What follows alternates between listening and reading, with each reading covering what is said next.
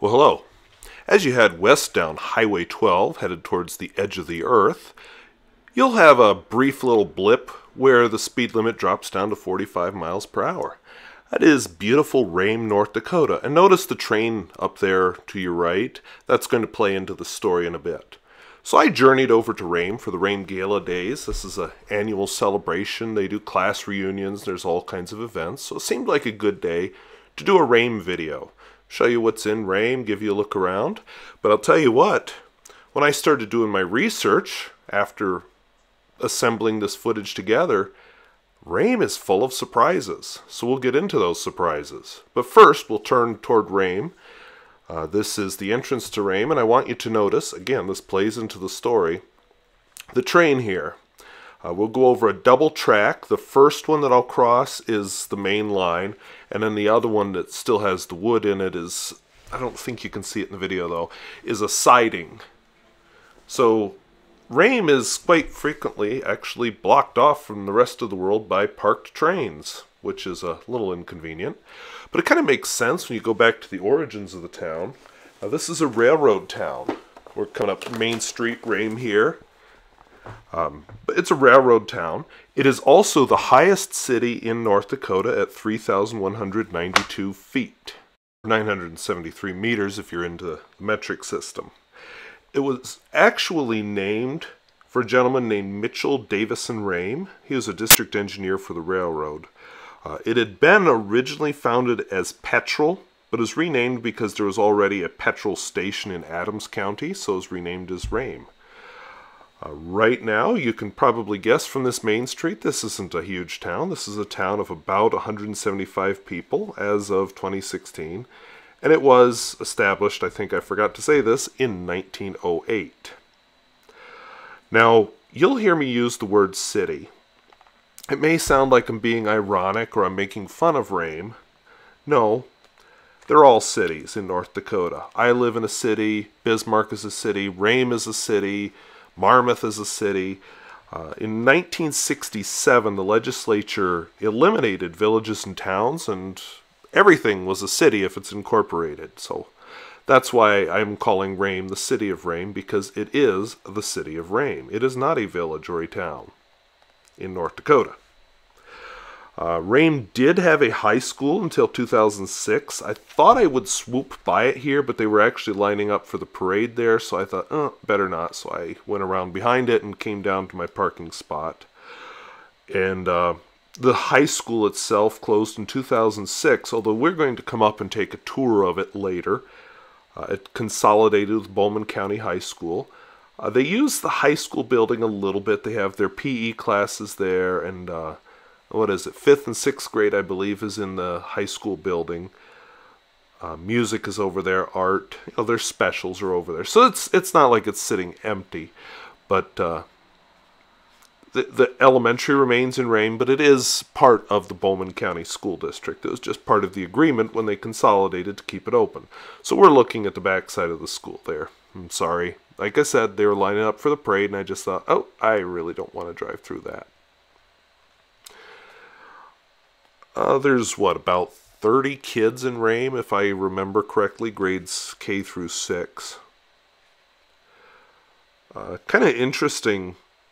Apparently there's a novel from 1956, although I could not find it in my limited searching, called Prairie School Ma'am by Emily E. Sloan. I did find some other books by her, so I'll put links to that, and I'll put what little I can find about her novel down there in the description as well. And a little bit of history, which will play into this video also. See, they're lining up for the parade. There was a newspaper there until sometime in the 1950s. I want to say 1953.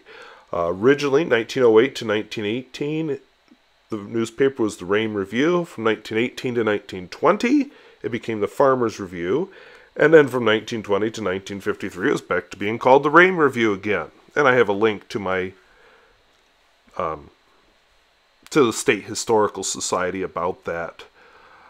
No, most of the streets in Rhame are not paved, as you can see, but you can also see from the reddish look to the street here, there's a lot of scoria in the area, and I should have done a better job photographing that, and I didn't. But I like to walk, so I was okay with parking down here where I parked. It was close to one of the parks. That's a lot of parking in one sentence, isn't it? This house is... Oops, sorry, we didn't... Yeah, this is the one. Kind of a lot of neat stonework at this house that the guy does himself. I need to find a way to get him to let me tour it. Maybe one of these days I'll talk him into it.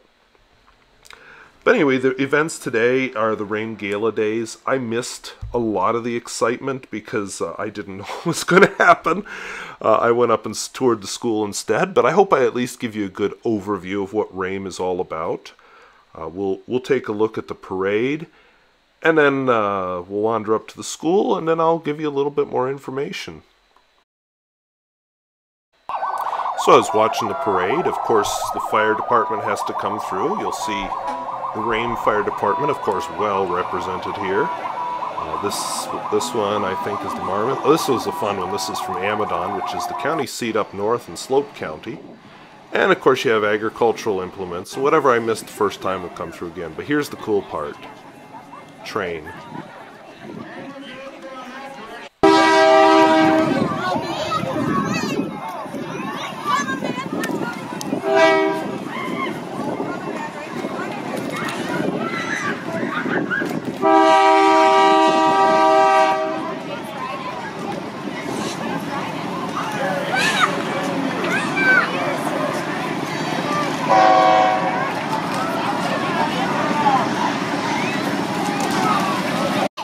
So yeah, the train is an important part of the reality if you live in Rhame. It can affect everything, including travel plans. Oh, I can't get out of town, or can't get into town, as you will see in a little bit. There were people trying to get into Rhame to watch the parade. Well, that's not going to happen. And so what they were doing there is one of the trains was parked. The other one then was passing on the main line. And then, of course, the one that was parked could get going again. So it's a place for trains to pass. And why it was put at the opening to a whole town, I don't actually know. But that's the railroad for you. The sheriff's race is going on, of course, at this time. So, besides the parade, there was turtle races. I'll show you a little bit of that. There's a quilt show. There's children's games, which I wish I'd known about, because I would have taken some pictures of that, but yeah, I learned. And yes, they ran the parade through twice. And a lot of people wanted to watch it. You should have seen what was lined up on the other side of the tracks during the parade. There's people over there on the other side of the trains. I could just make out their legs. Across the street there, you can see where the grocery store used to be. That was still open a few years ago. Closed now, of course. And then the water hole is the local bar. I'm not a bar person. I've been in it once or twice. I don't really know. Oh, that's a cool costume. I don't know enough about it to really say anything intelligent.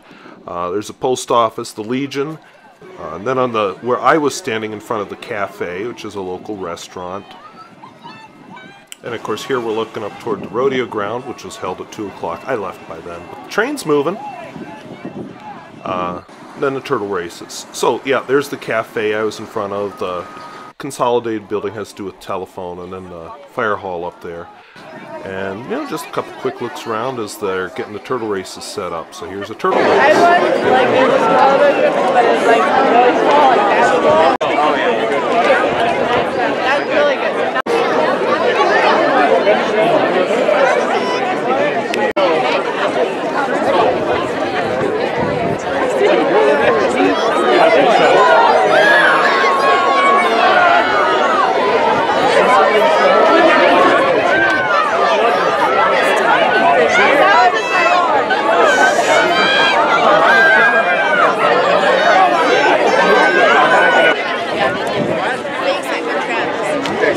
Okay, next we have the medium. Wait, does anyone know?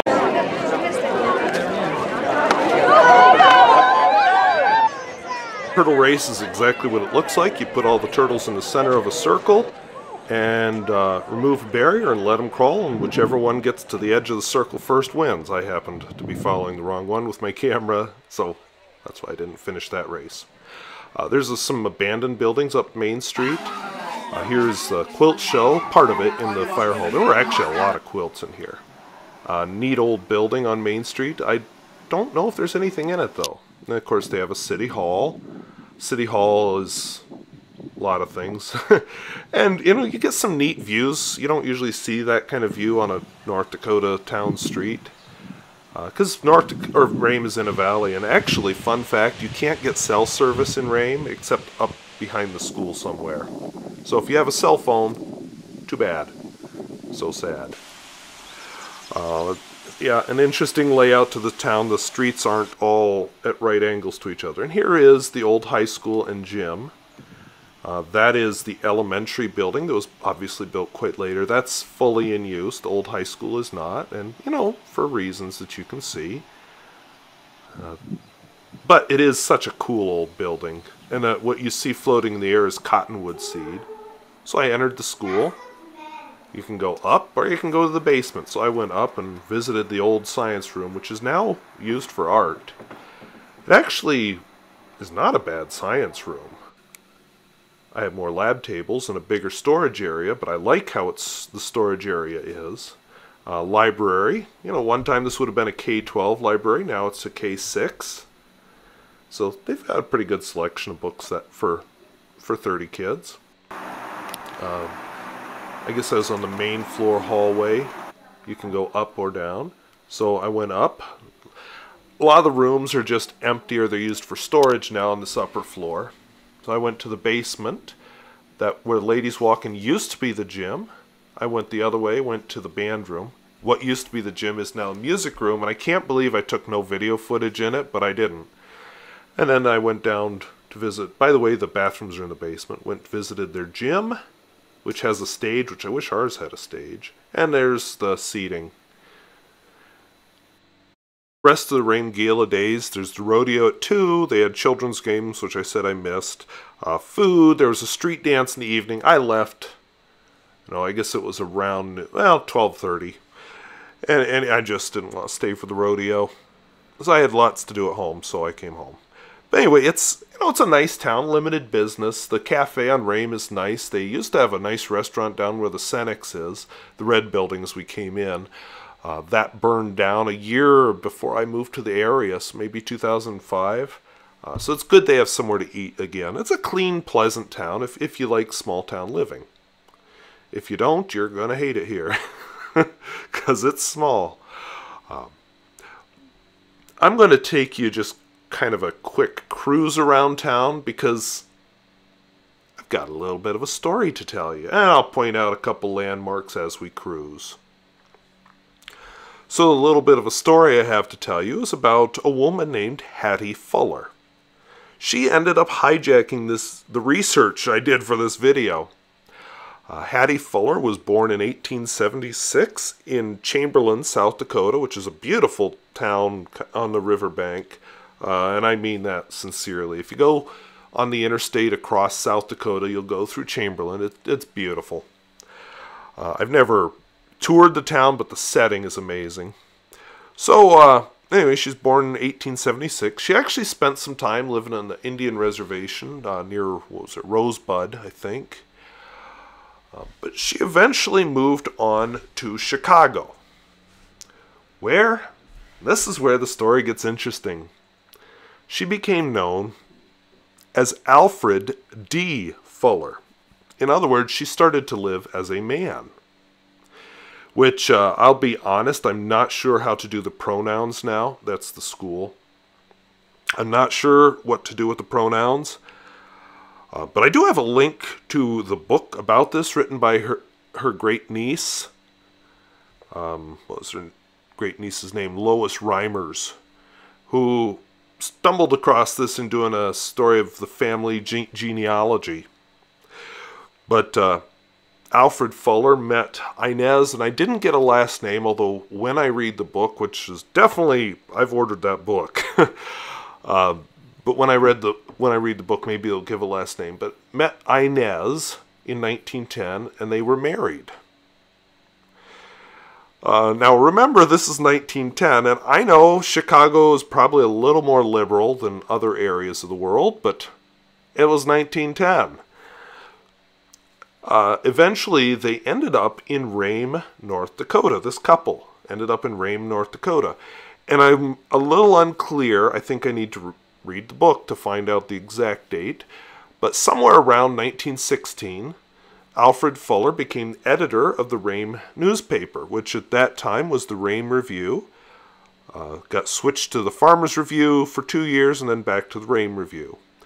And on the National or the State Historical Society link, you can see that it's, Alfred Fuller is listed as the editor. In fact, Alfred Fuller remained editor until 1946. The paper finally folded in 1953, about 7 years later. I'm unclear, because probably I need to read the book, when Alfred Fuller died. But just think about that. From 1916 till 1946, Alfred Fuller, a woman living as a man, because back then that whole transgender thing was not as well understood as it is now, and honestly it's not as well understood now as maybe it should be, or as accepted as it should be, but that's a political point. I'm pointing out interesting history here. They were living in Rhame, North Dakota, running the paper. Alfred Fuller actually spent time on the school board, was a valued part of the community, was part of a number of organizations. And remember, this is rural, very small North Dakota. Back then, Rhame might have had a population in the 300s, about twice what it has now. 2 women living together, one of them living as a man. Now, I don't know. I'm going to guess that they couldn't have been too open about certain parts of their relationship. I don't know that, but I'm guessing they couldn't be too open. It's just a fascinating story. So, definitely I'm ordering that book, and I'm going to read about it. And I will probably update you at some future point about the rest of the story.